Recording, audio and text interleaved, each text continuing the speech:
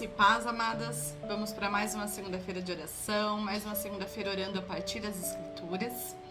A gente ainda continua meditando no Antigo Testamento, né? Semana passada eu não consegui gravar o vídeo, porém eu coloquei a reflexão e o texto no grupo do Entre Elas. E hoje a gente vai ler Êxodo do capítulo 3, do verso 1 ao 12.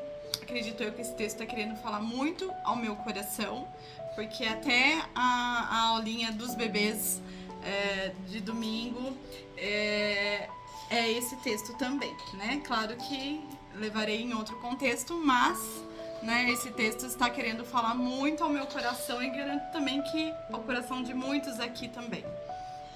Amém? Vamos ler então, Êxodo 3, do verso 1 ao 12.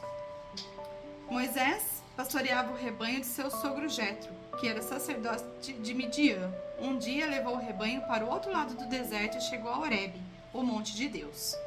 Ali o anjo do Senhor lhe apareceu numa chama de fogo que saía do meio de uma sarça. Moisés viu que, embora a sarça estivesse em chamas, não era consumida pelo fogo.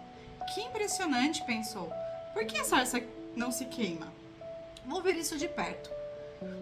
O Senhor viu que ele se aproximava para observar, e então do meio da sarça, Deus o chamou. Moisés, Moisés.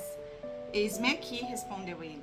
Então disse Deus, não se aproxime, tire as sandálias dos pés, pois o lugar em que você está é terra santa. Disse ainda, eu sou o Deus de seu pai, o Deus de Abraão, o Deus de Isaque e o Deus de Jacó. Então Moisés cobriu o rosto, pois teve medo de olhar para Deus. Disse o Senhor, de fato tenho visto a opressão sobre o meu povo no Egito. Tenho escutado o seu clamor por causa dos seus feitores, e sei quantos eles estão sofrendo.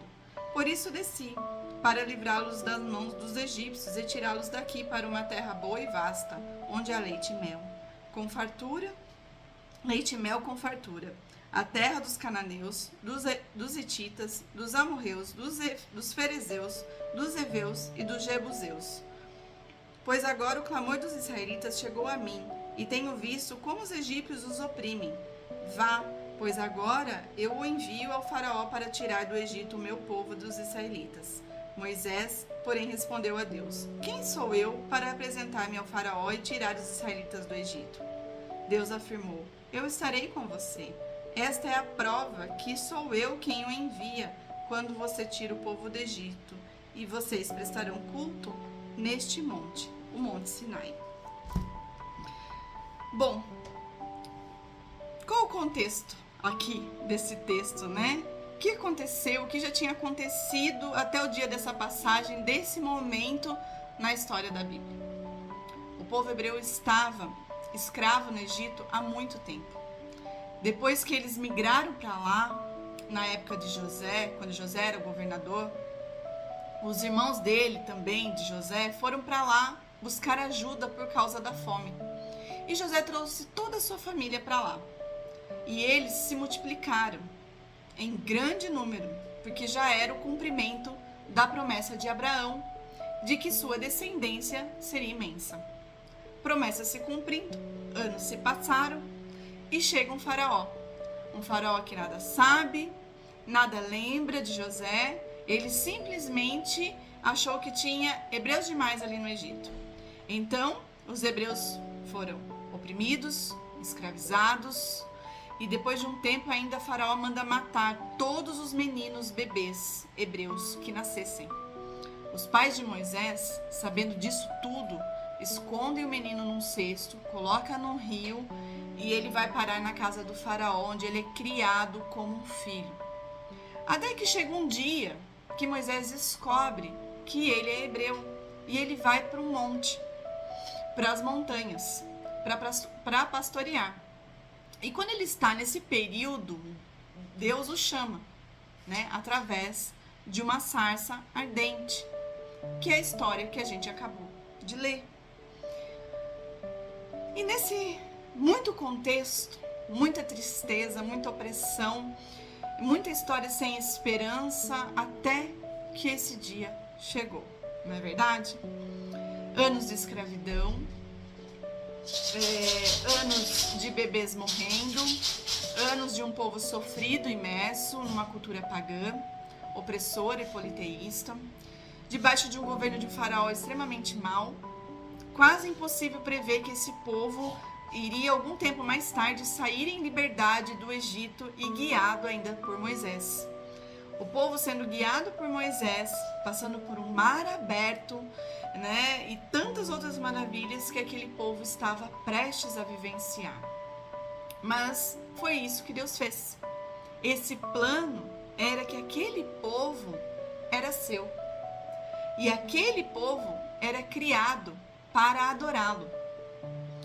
Quando nós abrimos a Bíblia, de Gênesis a Apocalipse, a gente aprende sobre um Deus que intervém em favor do seu povo. O nosso Deus, amadas, intervém em favor do seu povo. E o mesmo Deus que fez isso com aquele povo, com o povo de Gênesis a Apocalipse, ele faz isso hoje em nós também. Então, nós cremos em um Deus que intervém em favor do seu povo. E Deus falou com Moisés por meio de uma sarça ardente. Falou para ele: liberta o meu povo, e você vai ver. Você não vai só ver, como você vai voltar aqui nesse monte para me adorar, o Monte Sinai.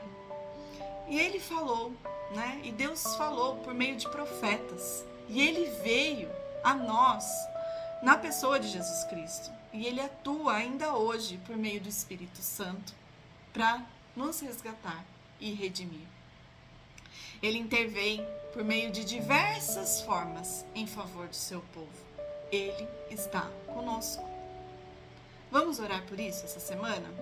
Nessa segunda-feira de oração, orar durante essa semana toda, né? Que talvez você olhe para a sua família e hoje pense: legal, Camila, né? Esse texto, legal que Deus intervém, mas aqui não tem jeito, aqui é anos de escravidão, é anos de escravidão de pornografia, escravidão de consumismo, escravidão de homossexualidade, de padrão deturpado de alimentação, de violência, de ira, de orgulho, de mentira. Eu não sei, amadas, eu não sei qual é o motivo que te faz pensar, né, de olhar no contexto da sua vida, do seu dia de hoje, dizer que aqui não tem jeito.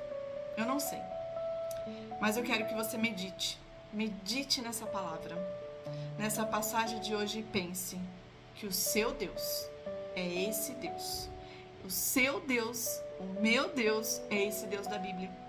É esse Deus que resgatou esse povo, que tirou esse povo do Egito, onde eles viviam oprimidos, onde tinha muita tristeza, onde você olhava um lugar sem esperança, e Deus resgatou. Deus foi em favor do seu povo. Ele intervém em favor do seu povo. Que você medite nessa palavra, nesse texto.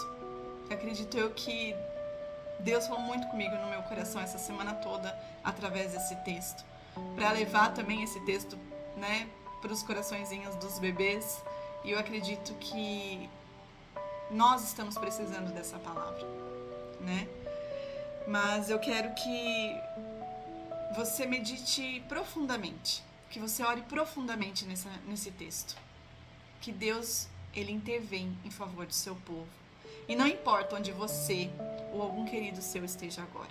Não importa, amadas. Ele pode transformar qualquer situação em uma situação de alegria, em uma situação de satisfação e adoração a esse Deus.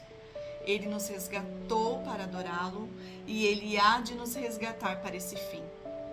Que você encontre esperança nessas palavras que nós lemos hoje, na palavra de Deus, que você encontre essa esperança. Quando as coisas não se transformarem ou não acontecerem no ritmo que você deseja, que você espera que aconteça, ou você tente duvidar se Deus está te ouvindo ou se Deus está percebendo o que está acontecendo, lembre-se que Ele ouve e Ele vê. Deus sabe, Deus ouve e Ele vê. Então, Ele vai atender o seu clamor, amados, em resgate de tudo aquilo que te escraviza, para que você e eu sejamos transformadas em verdadeiras adoradoras. Amém? Fiquem com essa palavra, com essa meditação de hoje, nessa segunda-feira. Ore por isso. Ore pela sua família. Ore por aqueles que você acha que não tem jeito, pela situação que você acha que não tem jeito, porque tem. Deus sabe, Deus olha e Deus vê. Amém?